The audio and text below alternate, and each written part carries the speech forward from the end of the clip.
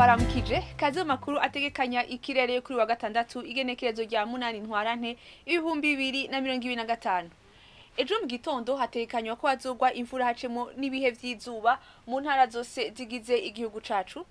Ahazobakanye kurusha handi akazoye mu ntara za Bururi, Kayanza na Ngozi ipimo bize ku dogere Celsius 14.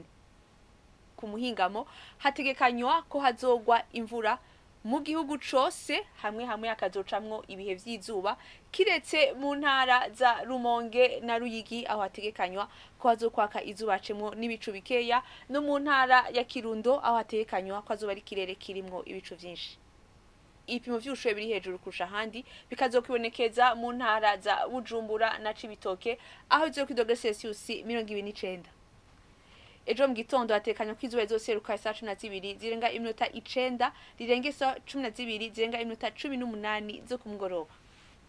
Akaba ari ngagarukiye amakuru atekanya ikirere kuri wa gatandatu mwateguriwe n'ikigo kijejwe ibirere ca Ijebu yari Fiona Tirojinka ayabashikirije na utaha.